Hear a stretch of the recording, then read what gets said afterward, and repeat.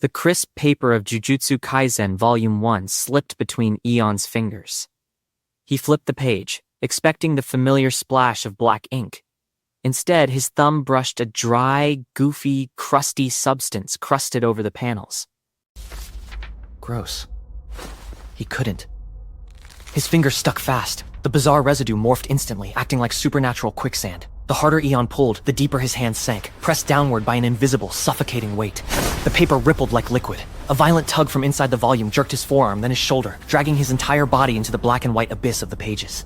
As he fell through the ink, the manga's reality warped. Eion possessed total knowledge of this universe. Every death, every plot twist, every secret. His very descent triggered a chain reaction. Every time he flailed, the panels around him fractured. The printed ink smeared, dissolved, and reformed, physically rewriting the manga's canon before he even touched the ground.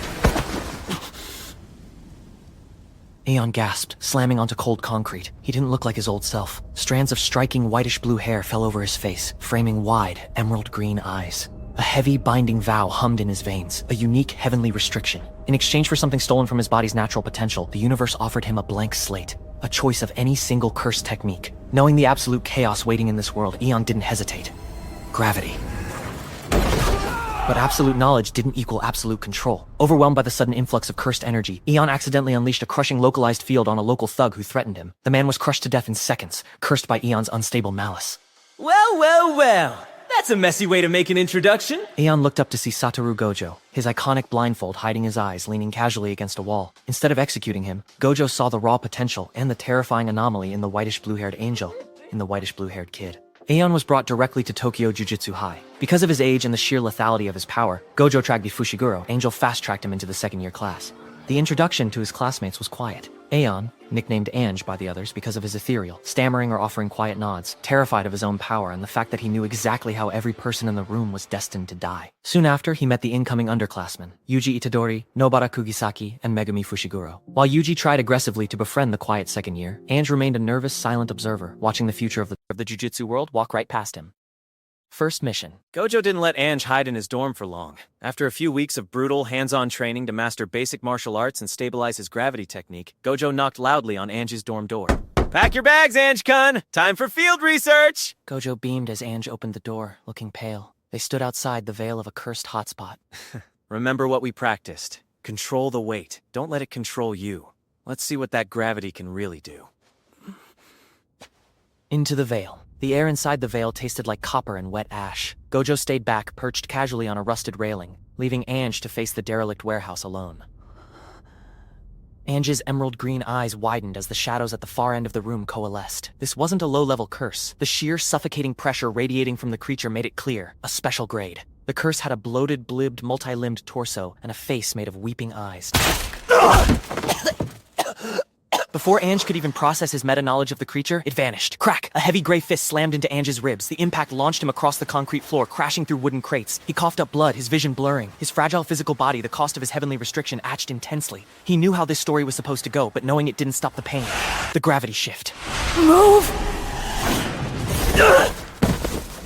Channeling his technique, Ange shifted his own weight to absolute zero, launching himself into the air just as the curse's fists pulverized the floor beneath him. Floating above the beast, he inverted his personal gravity, dropping down onto its back with the force of a falling meteor. The curse roared, thrashing wildly. It grabbed Ange by his leg and violently slammed him into the ground. Ange gasped, his whitish-blue hair matted with sweat and dirt. He was getting beaten badly, his body reaching its absolute limit. The monster pinned him down, raising all Ange out of its absiblant and raising all four of its massive arms for a final lethal fist. The blue sparks began to distort.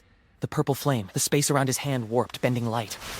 Ange stared up at the oncoming fists. Fear Blue gave energy imploded, violently shifting into a deep, volatile purple aura. He didn't just increase the weight, he collapsed the gravitational field entirely. Down. Ange.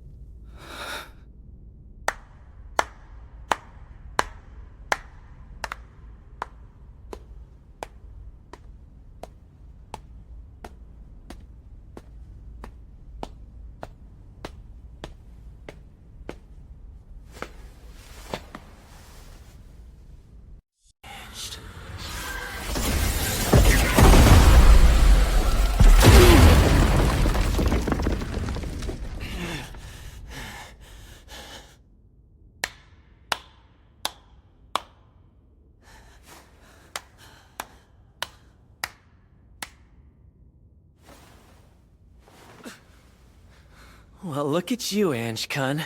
Tuning your gravity so finely that it warps the space-time of your own cursed energy? That purple color, you're playing with some pretty dangerous physics. Keep that up, and you might actually give me a run for my money. Alright, hero. Let's get you back to Shoko before you break permanently.